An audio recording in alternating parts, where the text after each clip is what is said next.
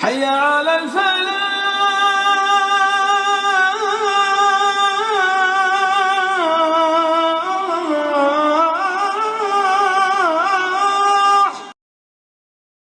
أعوذ بالله من الشيطان الرجيم. بسم الله الرحمن الرحيم. قد أفلح المؤمنون الذين هم في صلاتهم خاشعون والذين هم عن اللغو معرضون والذين هم للزكاة فاعلون والذين هم لفروجهم حافظون إلا على أزواجهم أو ما ملكت أيمانهم فإنهم غير ملومين فمن ابتغى وراء ذلك فأولئك هم العادون والذين هم لأماناتهم وعهدهم راعون والذين هم على صلواتهم يحافظون أولئك هم الوارثون الذين يرثون الفردوس هم فيها خالدون.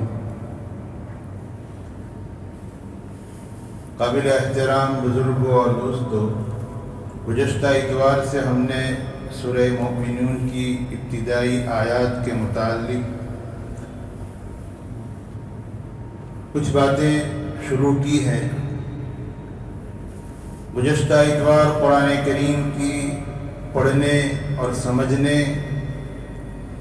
اور اس پر عمل کرنے کے فضائل کے متعلق کچھ باتیں کہی گئی تھی. آج سے جو ہے اس سورہ شریفہ کی ابتدا ہم کر رہے ہیں.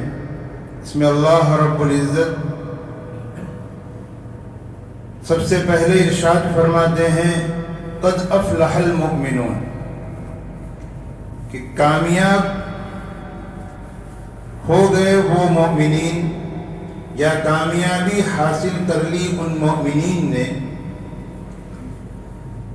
اس سورہ شریفہ کی ابتدا میں اللہ رب العزت چند اوصاف کو ذکر فرما رہے ہیں اور یوں فرما رہے ہیں کہ ایمان والے کے لیے کامیابی اسی میں ہے کہ وہ ان صفات کو اپنے اندر پیدا کرے. جس ایمان والے کے اندر یہ صفتیں موجود ہوگی وہ ایمان والا کامیاب ہوگا. عربی میں لفظ استعمال کیا قد افلح. افلح کا اگر ہم ترجمہ کریں تو اردو میں اس کا ترجمہ ہوگا کہ کامیاب ہونے والا، لیکن افلح کا جو ہے اردو میں ترجمہ کرنے کے لیے اور کوئی ترجمہ ہے نہیں، اس کا کوئی اور لفظ نہیں ہے. ورنہ حقیقت یہ ہے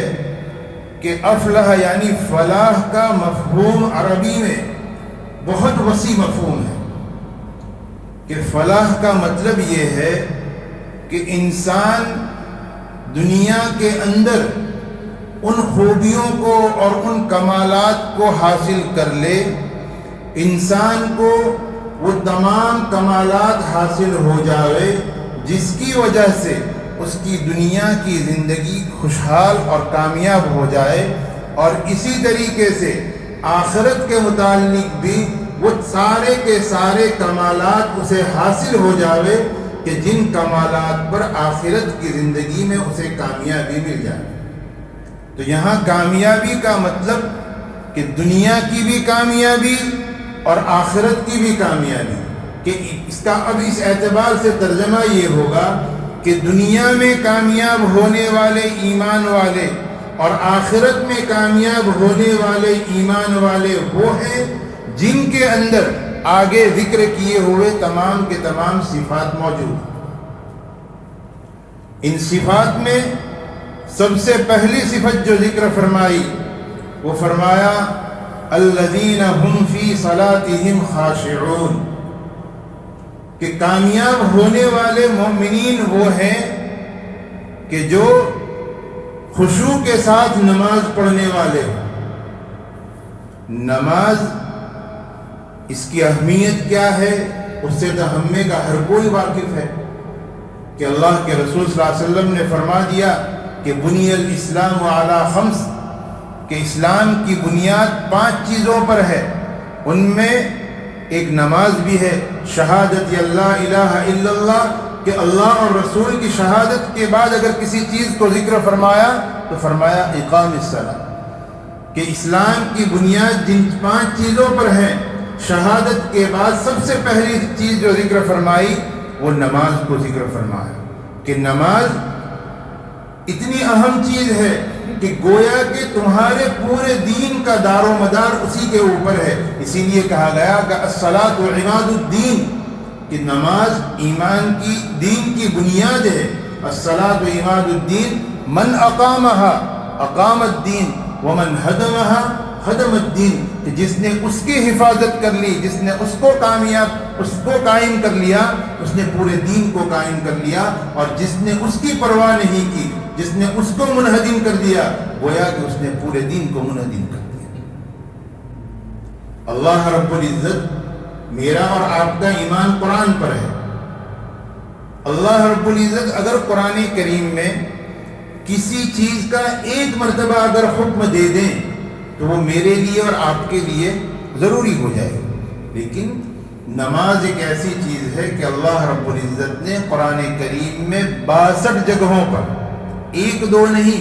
بلکہ 62 جگہوں پر اللہ رب العزت نے نماز کا حکم دیا ہے۔ تو ہم اندازہ لگائیں کہ یہ نماز، اس کا ہمارے دین میں کیا مقام ہے، اس کا ہمارے دین میں کیا مقام اور کیا مرتبہ ہے کہ اللہ رب العزت قرآن کریم میں 62 مرتبہ اس نماز کو اللہ رب العزت ذکر فرما رہے ہیں۔ اسی طریقے سے اللہ کے رسول صلی اللہ علیہ وسلم بھی بارہا حدیث میں نماز کے فضائل کو ذکر فرما رہے ہیں، بلکہ ایک حدیث میں اللہ کے رسول نے تو یہاں تک ارشاد فرما دیا کہ ایمان اور کفر کے درمیان اگر فرق کرنے والی کوئی چیز ہے تو وہ نماز ہے۔ ایمان اور کفر کے درمیان فرق کرنے والی کوئی چیز ہے تو وہ نماز ہے۔ بین العبد و بین الکفر ترک الصلاۃ۔ تو نماز اتنی اہم چیز ہے۔ اسی نماز کے متعلق اللہ کے رسول صلی اللہ علیہ وسلم نے ایک صحابی کو تاکید فرماتے ہوئے فرمایا، حضرت ابو الدرداء رضی اللہ تعالیٰ عنہ فرماتے ہیں کہ اللہ کے رسول صلی اللہ علیہ وسلم نے مجھے وصیت فرمائی، اوصانی خلیلی صلی اللہ علیہ وسلم لا تشرک باللہ شیئا، کہ زندگی ایسے گزارنا کہ اللہ کے علاوہ کسی کے ساتھ شرک نہ کرنا، اللہ کے ساتھ کسی کو شریک نہ ٹھہرانا۔ وَإِن قُتِّلْتَ وَحُرِّقْتَ، اگرچہ تیرے کو قتل کر دیا جاوے یا تجھے جلا دیا جاوے، لیکن اس بات پر قائم رکھنا کہ اللہ کے ساتھ کوئی شریک نہیں ہے۔ اور آگے فرمایا، آگے جو وصیت فرمائی، وَلَا تَتْرُكِ الصَّلَاةَ مَكْتُوبَةً مُتَعَمِّدًا، کہ کبھی جان بوجھ کے نماز مت چھوڑنا۔ آپ نے فرمایا جان بوجھ کر کبھی نماز مت چھوڑنا۔ فَمَن تَرَكَهَا مُتَعَمِّدًا فَقَدْ بَرِيَتْ مِنْهُ الذِّمَّةُ، کہ جس نے جان بوجھ کر نماز چھوڑ دی، اللہ رب العزت اس بندے سے بری ہو جاتے ہیں۔ کہ اللہ رب العزت نے ایمان والوں کے لیے جن چیزوں کی ذمہ داری لی ہے، اگر کوئی بندہ نماز کو چھوڑ دیتا ہے تو اللہ رب العزت ان ذمہ داریوں سے بری ہو جاتے ہیں۔ تو نماز ایک اہم چیز ہے، ایک اہم عبادت ہے، اس کا مقام ہے، اس کا مرتبہ ہے۔ اللہ کے رسول صلی اللہ علیہ وسلم نے ایک حدیث پاک میں تو نماز نہ پڑھنے والے کو یوں کہہ دیا کہ کل قیامت کے دن اس کا حشر اور اس کا حساب فرعون اور حامان کے ساتھ ہوگا۔ حضرت عبداللہ ابن عمرو بن العاص رضی اللہ تعالیٰ عنہ روایت کرتے ہیں، ان عبداللہ ابن عمرو بن العاص رضی اللہ تعالیٰ عنہ عن النبی صلی اللہ علیہ وسلم انہ ذکر امر الصلاۃ یوما، کہ ایک دن نماز کا تذکرہ ہوا۔ آپ علیہ السلام نے فرمایا، من حافظ علیہا کانت لہ نورا و برہانا و نجات یوم القیامہ، کہ جس نے نماز کی حفاظت کی، یہ نماز اس کے لیے کل قیامت میں نور ہوگی، اس کے لیے برہان دلیل ہوگی اور اس کے لیے نجات کا ذریعہ ہوگا۔ اور آگے فرمایا، ومن لم يحافظ علیہا لم یکن لہ نورا ولا برہان ولا نجا، کہ نہ اس کے جس نے نماز کی حفاظت نہیں کی اس کے لیے نہ نور ہوگا، نہ برہان ہوگا، نہ نجات کا کوئی راستہ ہوگا۔ اور آگے فرمایا، وَكَانَ يَوْمَ الْقِيَامَةِ مَعَ قَارُونَ وَهَارُونَ وَفِرْعَوْنَ وَحَامَانَ وَأُبَيِّ بْنِ خَلْفَ، کہ اور اس کا حشر اور اس کا حساب قارون کے ساتھ، حامان کے ساتھ اور فرعون کے ساتھ۔ تو نماز اتنی اہم عبادت ہے کہ اس نماز کے چھوڑنے پر وعیدیں بھی ہے، اور اس نماز کی پابندی کرنے پر اللہ رب العزت کی طرف سے وعدے بھی ہے۔ اسی نماز کو ان مومنین کے اوصاف میں سب سے پہلے ذکر فرمایا کہ کامیاب ہونے والے مومنین کون؟ کہ جو نمازوں کو خشوع کے ساتھ پڑھتے ہو۔ صرف نماز پڑھ لینا کافی نہیں، بلکہ نماز کو خشوع کے ساتھ پڑھتے ہو۔ خشوع کا کیا مطلب وہ میں آگے ذکر کروں گا، لیکن خشوع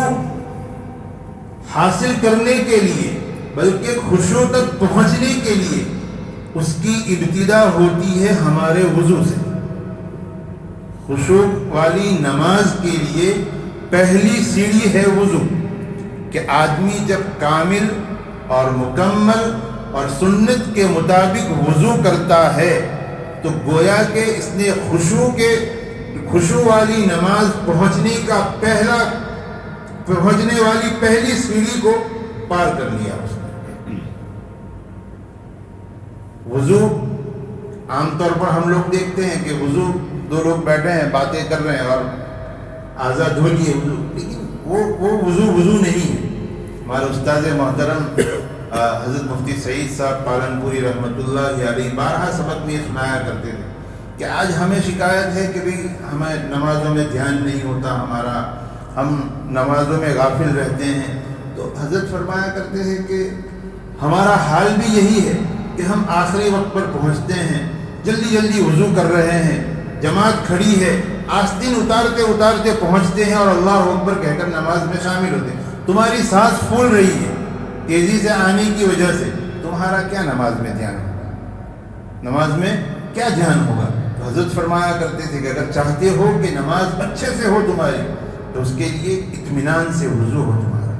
سنت کے مطابق وضو ہو۔ اطمینان اور سنت سے وضو کا کیا مطلب؟ کہ آدمی ان دعاؤں کا اہتمام کرے، ان اعضاء کو پورے کے پورا دھونے کا اہتمام کرے۔ سنت کیا ہے؟ اللہ کے رسول صلی اللہ علیہ وسلم کے متعلق آتا ہے کتابوں میں کہ آپ علیہ الصلوۃ والسلام وضو کرنے جب بیٹھتے قبلہ کی طرف منہ کر کے اونچی جگہ پر آپ بیٹھا کرتے تھے اور وضو فرمایا کرتے، اور وضو کے درمیان میں اللہم اغفر لی ذنبی ووسع لی فی داری وبارک لی فی رزقی یہ دعا پڑھا کرتے تھے۔ اور اتنی بہترین دعا کہ اللہم اغفر لی ذنبی، یہ اللہ میرے گناہوں کو معاف فرما، اللہم اغفر لی ذنبی ووسع لی فی داری، اور میرے گھر میں وسعت فرما، وبارک لی فی رزقی، اور میری روزی میں برکت فرما۔ تو ان دعاؤں کا اہتمام ہو اور وضو کے جو ہے آداب کی رعایت کرتے ہوئے جو ہے وضو کیا جائے۔ علماء نے دوسری دعاؤں کو بھی ذکر کیا ہے کہ آدمی جب ہاتھ دھوئے تو پڑھے بسم اللہ العظیم والحمدللہ علی دین الاسلام۔ جب آدمی جو ہے کلی کرے تب پڑھے اللہم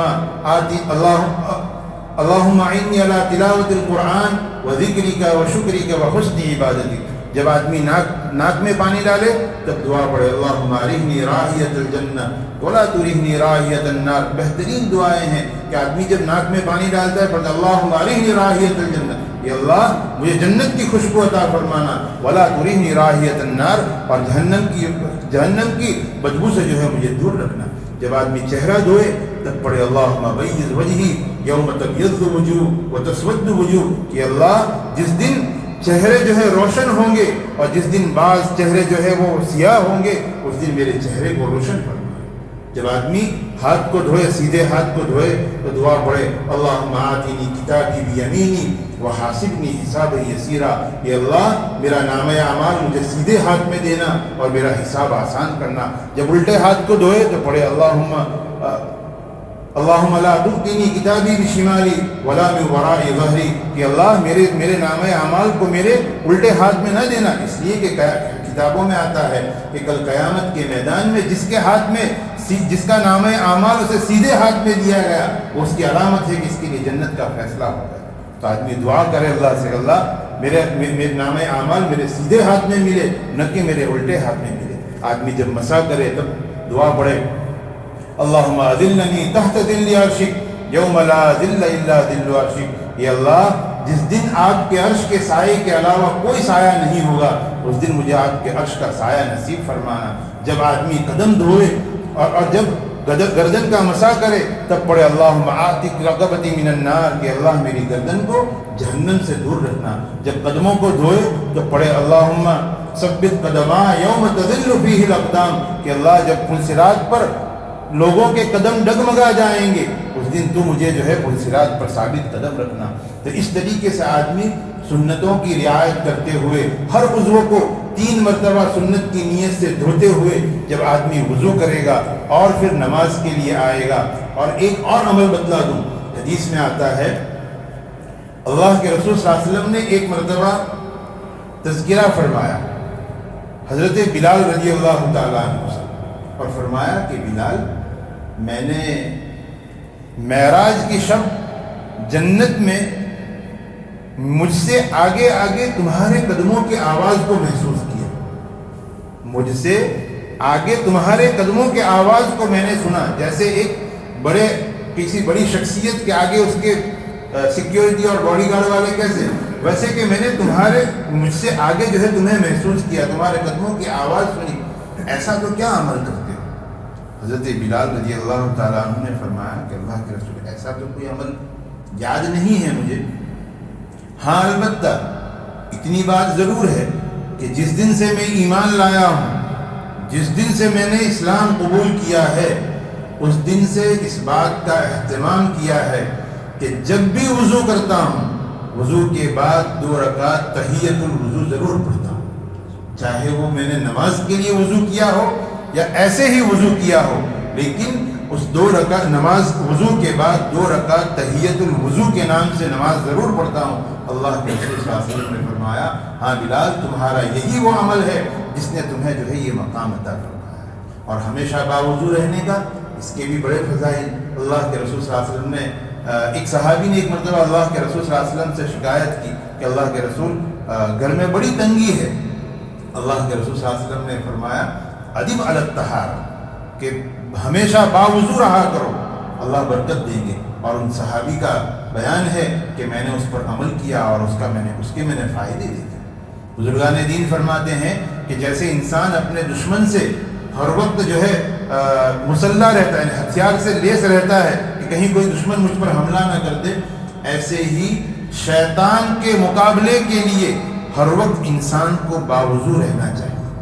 شیطان کے مقابلے کے لیے ہر وقت انسان کو باوضو رہنا چاہیے۔ اس کا مطلب یہ ہوا کہ جو ہمیشہ باوضو رہتا ہے شیطان کے اثرات سے وہ محفوظ رہتا ہے۔ اس لیے نماز کے خشوع کی ابتدا جو ہے وہ وضو سے ہوتی ہے، تو ہمیں وضو کا خوب اہتمام کریں، نہ کہ باتیں کرتے ہوئے ہم وضو کر لیں، بلکہ سنتوں کی رعایت کرتے ہوئے ہم وضو کریں، اور وضو کے بعد جو ہے ہم نماز کی طرف آئیں اور اس نماز کی کوشش کریں جس نماز کا تذکرہ اللہ رب العزت ہمیں اس آیت میں فرماتے ہیں کہ کامیاب ہونے والے مومنین وہ ہیں جو خشوع کے ساتھ نماز پڑھنے والے۔ خشوع کا کیا مطلب؟ اردو میں 2 لفظ ساتھ میں بولے جاتے ہیں، ایک خشوع اور ایک خضوع۔ یہ قریب دو ایک ہی لفظ ہیں، لیکن یہ 2 لفظ ساتھ میں بولے جاتے ہیں کہ بڑی خشوع اور خضوع والی بڑا نماز پڑھتے ہیں۔ خشوع کا مطلب یہ ہے کہ آدمی اپنے دل کو اللہ کے سامنے جھکا دے، اور خضوع کا مطلب یہ ہے کہ آدمی اپنے اعضاء کو سنت کے مطابق رکھے اور اس انداز میں جو ہے وہ نماز پڑھے۔ جب یہ دونوں چیزیں شامل ملے گی تب جا کے کہا جائے گا کہ اس کی نماز خشوع اور خضوع والی نماز ہے۔ اور خشوع اور خضوع والی نماز کے اوپر اللہ کے رسول صلی اللہ علیہ وسلم نے بھی بڑی فضیلت ذکر فرمائی ہے۔ آپ علیہ السلام نے کہ ایک مرتبہ آپ صلی اللہ علیہ وسلم کی مجلس لگی ہوئی تھی، ایک صحابی آئے اور انہوں نے ایک کونے میں جلدی نماز پڑھ لی، اور آپ صلی اللہ علیہ وسلم کی مجلس میں حاضر ہوئے اور سلام کیا۔ آپ علیہ السلام نے سلام کا جواب دیا اور فرمایا ارجی فصلی فإنک لم تصلی، کہ جاؤ واپس جاؤ، نماز پڑھو، تم نے نماز نہیں پڑھی۔ وہ صحابی واپس گئے، پھر سے نماز پڑھی، پھر سے واپس آئے اور سلام کیا۔ اللہ کے رسول صلی اللہ علیہ وسلم نے فرمایا کہ ارجی فصلی فإنک لم تصلی، کہ واپس جاؤ، تم نے نماز نہیں پڑھی۔ وہ صحابی پڑھنے کے بعد پھر آئے اور تیسری مرتبہ جب آئے اور سلام کیا، اللہ کے رسول صلی اللہ علیہ وسلم نے دوبارہ یہی کہا کہ جاؤ واپس اور نماز پڑھو، تم نے نماز نہیں پڑھی۔ تب ان صحابی نے پوچھا کہ اللہ کے رسول آپ ہی بتلا دیں کہ کیا میری غلطی ہو رہی ہے۔ تو اللہ کے رسول صلی اللہ علیہ وسلم نے فرمایا کہ تم نے جو نماز پڑھی، نہ تم نے اطمینان سے رکوع کیا، نہ تم نے نہ اطمینان سے سجدہ کیا، تمہاری یہ نماز گویا کہ تم نے نماز ہی نہیں پڑھی۔ اس لیے خشوع والی نماز کے لیے ضروری ہے کہ آدمی اطمینان سے نماز پڑھے، اور اس کے لیے اللہ کے رسول صلی اللہ علیہ وسلم نے احادیث میں بھی فضیلت ذکر فرمائی ہے۔ ارشاد فرمایا، ایک حدیث میں ارشاد فرمایا کہ جو شخص اطمینان سے نماز پڑھتا ہے کہ رکوع بھی اطمینان سے ہو، سجدہ بھی اطمینان سے ہو، اور ہر رکن کو اطمینان سے سنت کے مطابق جب ادا کرتا ہے، اور اس کی نماز جب ختم ہوتی ہے، یہ نماز آسمانوں پر اس بندے کو دعا دیتی ہوئی جاتی ہے کہ اللہ تیری ایسی ہی حفاظت کرے جیسے کہ تو نے میری حفاظت کی۔ اور جب کوئی بندہ غفلت کے ساتھ نماز پڑھتا ہے کہ جلدی جلدی رکوع بھی کر لیا، جلدی جلدی سجدہ بھی کر لیا، نہ قیام صحیح سے کیا، نہ تسبیحات کا اہتمام کیا، جب اس انداز میں نماز پڑھتا ہے تو حدیث میں اللہ کے رسول صلی اللہ علیہ وسلم نے فرمایا کہ وہ نماز اس نماز پڑھنے والے کو بد دعا دیتی ہوئی سیاہ رنگ میں اوپر جاتی ہے، اور اس نمازی کو بد دعا دیتی ہے کہ اللہ تجھے ضائع کر دے جیسا کہ تو نے مجھے ضائع کر دیا۔ اور پھر حدیث میں آیا کہ وہ نماز پرانے کپڑے کی طرح لپیٹ کر اس نمازی کے منہ پر دے دی جاتی ہے۔ تو نماز، ہماری نمازیں بھی ہو تو وہ اطمینان سے رکوع ہو، اطمینان سے سجدہ ہو۔ ایک حدیث میں اللہ کے رسول صلی اللہ علیہ وسلم نے فرمایا کہ 5 صلوات افترضهن الله تعالی من احسن وضوءهن وصلاهن لوقتهن واتم ركوعهن وخشوعهن كان له على الله عهد ان يغفر له، کہ جو بندہ اچھے سے وضو کرے اور ہر رکن کو اطمینان سے ادا کرنے کے ساتھ نماز پڑھے، اللہ رب العزت کا اس کے لیے مغفرت کا وعدہ ہے۔ اور جو وَمَن لَّمْ يَفْعَلْ فَلَيْسَ لَهُ عَلَى اللَّهِ عَهْدٌ، کہ اللہ کو جس نے اس طریقے سے نماز نہیں پڑھی، اللہ کے ذمے کوئی نہیں ہے کہ اس کی مغفرت کرے یا نہ کرے۔ اس لیے نمازیں جو خشوع والی جو نماز کا اس آیت کریمہ میں تذکرہ ہے، اس سے مراد وہ نماز ہے جو اطمینان سے نماز پڑھی جائے، سنت کے مطابق پڑھی جائے۔ اس کا طریقہ کیا ہے، میں مختصر انداز میں بس طریقہ سمجھا کر بات ختم کر دوں کہ نماز کا طریقہ جو احادیث میں ہمیں ملتا ہے کہ آدمی قبلہ کی طرف رخ کر کے کھڑا ہو، قدم سیدھے ہو، اس کے 2 قدم کے درمیان کا فاصلہ آدمی اپنی حیثیت کے مطابق، آدمی اگر بدن والا ہے تو وہ اپنی حیثیت سے کھڑا رہے گا، کم بدن والا ہے وہ اپنی حیثیت سے کھڑا رہے، نیت کرے اور نیت کے بعد تکبیر تحریمہ کے لیے ہاتھ اٹھائے، اللہ اکبر۔ اب ہم دیکھیں ہاتھ اٹھانے میں عام طور پر کوئی ایسے اٹھا لیا، کسی نے ایسے اٹھا لیا، نہیں، سنت طریقہ یہ ہے کہ آدمی انگلیاں آسمان کی طرف ہو، یہ ہتھیلی ہماری قبلہ کی طرف ہو اور کانوں کے برابر ہو، کانوں کے برابر ہو۔ ہمارے حضرت مولانا یعقوب صاحب اشرف رحمۃ اللہ علیہ ہم کو نماز سکھاتے تھے، اس کی بڑی آسان ترتیب بتلاتے ہیں کہ آدمی جب ہاتھ اٹھائے پیچھے 2 مونڈوں کے درمیان میں تکلیف محسوس ہونی چاہیے۔ اس نے ایسے ہاتھ اٹھایا، اسے دو مونڈے جب جمع ہوں گے، جو تکلیف ہوتی ہے وہ تکلیف محسوس ہوئی تو سمجھو کہ اس نے مکمل صحیح طریقے سے اس نے ہاتھ اٹھایا۔ اس طریقے سے آدمی ہاتھ اٹھائے اور اس کے بعد جب ہاتھ باندھے تو الٹے ہاتھ پر یہ سیدھا ہاتھ، یہ 2 انگلیوں سے ہلکا بنائے، 3 انگلیوں کو اوپر رکھ کر اور ناف کے نیچے رکھے۔ اس طریقے سے وہ آدمی جو ہے نیت کرے اور نماز اپنی شروع کرے اور سیدھا کھڑا رہے، وَقُومُوا لِلَّهِ قَانِتِينَ، کہ قانت بن کے سکون کے ساتھ۔ ایسا نہیں کہ آدمی نماز میں کبھی ادھر ڈول رہا ہے، کبھی ادھر ڈول رہا ہے، کبھی ادھر کر رہا ہے، کبھی پیچھے ہو رہا ہے، کبھی ادھر کھجلی کر رہا ہے، کبھی ادھر کچھ کر رہا ہے، نہیں۔ حدیث میں آتا ہے کہ جب نماز میں بندہ سکون کے ساتھ کھڑا رہتا ہے، اللہ رب العزت اس کی طرف متوجہ رہتے ہیں، اور جب وہ اپنی نماز سے، اپنے قیام سے سکون کو ختم کر دیتا ہے، وہ دوسری طرف ملتفت ہو جاتا ہے، اللہ رب العزت بھی اپنی توجہ اس سے ہٹا دیتا ہے۔ تو آدمی سکون کے ساتھ کھڑا رہے، اس کے بعد قرات کرے، وہ تو سب کو معلوم، اور اس کے بعد رکوع کرے۔ رکوع میں رکوع کا طریقہ کیا؟ رکوع کا طریقہ یہ ہے کہ آدمی کی کمر اور سر یہ برابر ہو، اور کمر اور سر کو برابر کرنے کا آسان طریقہ کہ اپنے پیر جو ہے اس میں کسی قسم کا موڑ نہ ہو بلکہ سیدھے ہو، پیر جو ہے بالکل سیدھے ہو اور یہ ہاتھ بھی سیدھا ہو۔ ایک تو ایک آدمی نے ایسے رکوع کیا، یہ رکوع کا طریقہ صحیح نہیں۔ رکوع کا طریقہ صحیح یہ ہے کہ آدمی کی یہ پیر بھی ٹائٹ ہے اور ایسے یہ ہاتھ بھی جو ہے وہ کڑک ہے بالکل، اس طریقے سے آدمی کوشش کرے کہ اس کی کمر بھی سیدھی رہے، اس کا سر بھی اس کے برابر رہے، اور ان گھٹنوں کو جو ہے اس نے پکڑا ہوا ہو، اور اس کی نگاہیں جو ہے وہ قدم کے اوپر رہے، پنجے کے اوپرے والے حصے پر اس کی نگاہیں رہے، اور اس طریقے سے وہ رکوع کرے، اور رکوع کرنے کے بعد پھر جو ہے وہ کھڑا ہو۔ اب یہاں بعض لوگ کیسی غلطی کرتے ہیں کہ رکوع میں ہیں، رکوع سے بس ایسے ہوئے اور سیدھے سجدے میں نہیں۔ اللہ کے رسول صلی اللہ علیہ وسلم کے متعلق صحابہ فرماتے ہیں کہ اللہ کے رسول صلی اللہ علیہ وسلم جتنی دیر رکوع میں لگاتے تھے ایسے رکوع میں، اتنی دیر آپ صلی اللہ علیہ وسلم قیام میں کھڑے رہتے ہیں، اور اس کی دعائیں بھی مسنون دعائیں بھی ہے، اور دعائیں یاد ہو تو وہ دعائیں پڑھنی چاہیے۔ یعنی سنت طریقہ یہ ہے کہ جس رکن میں جاؤ تم، جیسے رکوع میں گئے تو رکوع میں ہر عضو اپنی پوزیشن پر آ جائے، رکوع سے تم کھڑے ہوئے تو کھڑے ہونے میں بھی ہر عضو اپنی جگہ پر جب تک نہ آ جائے وہاں تک آدمی سجدے میں نہ جائے۔ یہ سنت طریقہ کہ آدمی رکوع میں ہے، رکوع سے ایسا اٹھا اور سجدے میں، یہ طریقہ غلط، بلکہ پورا اطمینان کے ساتھ آدمی کھڑا ہو جائے اور اس کے بعد پھر سجدے کیجیے گا۔ اور سجدے کا طریقہ کیا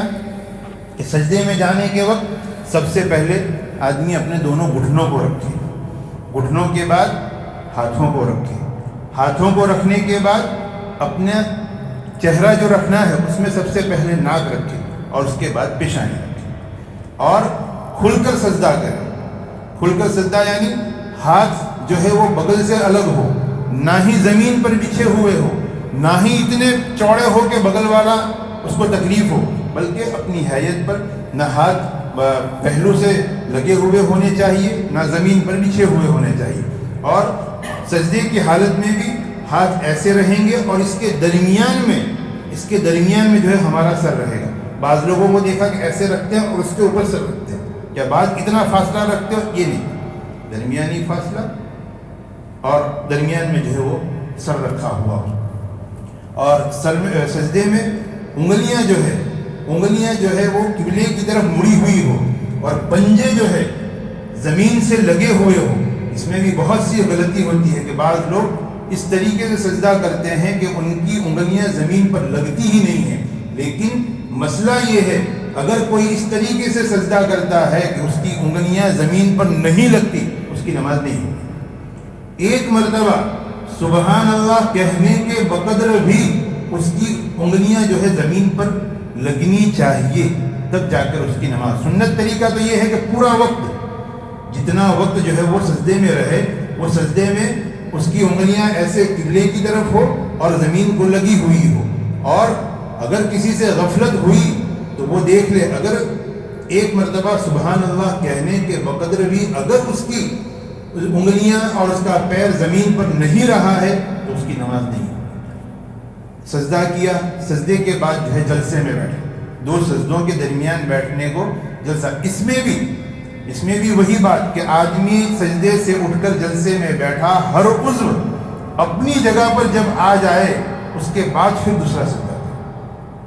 اس کے متعلق بھی اللہ کے رسول صلی اللہ علیہ وسلم کا عمل یہی آتا ہے۔ صحابہ فرماتے ہیں کہ گویا کہ آپ جتنا وقت سجدے میں لگاتے اتنا وقت آپ جلسے میں لگاتے۔ اس کی بھی مسنون دعائیں ہیں، وہ دعائیں یاد ہو تو وہ پڑھی جائے، اس کے بعد پھر جو ہے اس طریقے سے دوسرا سجدہ کیا جائے۔ اور سجدے کے بعد جب 2 رکعت مکمل ہو اور آدمی قاعدے میں بیٹھے تو اس کا طریقہ یہ ہے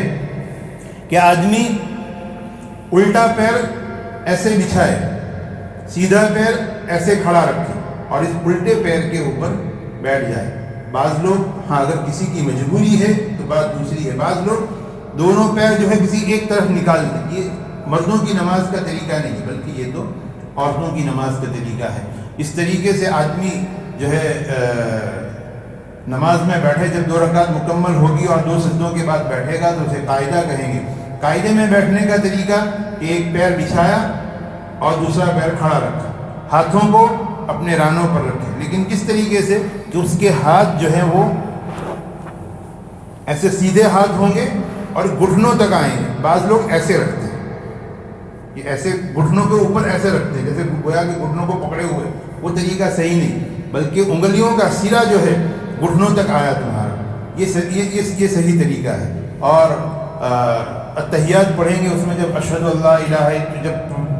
پڑھیں گے تب ہلکا بنا کر انگلی کو اٹھائے شہادت کے وقت اور بعد میں ایسے رکھ دیں۔ اور سلام پھیرنے کا طریقہ کہ آدمی پہلے سیدھی طرف سلام پھیرے، لیکن سلام پھیرتے وقت نظر جو ہے اپنے کندھے پر رکھے، نہیں کہ پوری سب کی حاضری میں کہ کون آیا کون نہیں آیا، بلکہ بس اپنے نگاہ اپنے کندھے پر ہو، پھر دوسری طرف سلام پھیرے تب بھی اپنے کندھے پر ہو۔ اس طریقے سے جب ہماری نماز ہوگی، جب اس طریقے سے نماز ہوگی تو اس نماز کو خشوع اور خضوع والی نماز کہیں گے۔ خضوع اس صحیح انداز میں رکن کو ادا کرنا کہ اس کی صحیح پوزیشن میں جس اعضاء کو جہاں رکھنے کا حکم ہے وہاں رکھ کر نماز پڑھنا، اس کو خضوع کہیں گے۔ لیکن خضوع ضروری ہے خشوع کے لیے، کہ دل کی حاضری کے لیے تمہارا یہ ضروری ہے۔ کبھی 2 رکعت نماز پڑھ کے دیکھنا ہے ایسا کہ آدمی کو اگر شکایت ہے کہ میرا ذہن کہیں اور تب جاتا ہے، میں اور کچھ خیالات آتے ہیں، آدمی صرف اس بات کی نگرانی کر لے کہ جس وقت جہاں میری نگاہ ہونی چاہیے، میرا ہاتھ جس وقت جہاں ہونا چاہیے وہاں ہے یا نہیں، اگر اس بات کی فکر کر لی تو خود بخود جو ہے اس کی توجہ جو ہے آ جائے گی۔ طریقہ یہ ہے آدمی قیام میں جب کھڑا رہے تو اس کی نگاہیں سجدے کے اوپر ہو، سجدے کی جگہ پر ہو، لیکن قیام میں بھی جو ہے آدمی سیدھا کھڑا رہے۔ بعض لوگ جو ہے ایسے کھڑے، یہ اس طریقہ صحیح نہیں، آدمی سیدھا کھڑا رہے اور کتنا سر جھکا ہو کہ بس اس کی نگاہیں سجدے کی جگہ پر جائے، اتنا سر اس کا جھکا ہوا ہو۔ یہ قیام کا طریقہ ہے۔ جب اس طریقے سے ہماری نماز ہوگی تب یہ ظاہری اعضاء ہمارے جب اس کے ترتیب پر ہوں گے تو انشاءاللہ خود بخود جو ہے خشوع ہمارے اندر پیدا ہوگا، اور جب ایسی ہماری نماز ہوگی تو یہ نماز ہم کو کامیابی دلانے والی نماز بنے گی۔ آج اسی پر ہم بات ختم کرتے ہیں۔ وآخر دعوانا الحمدللہ رب العالمین۔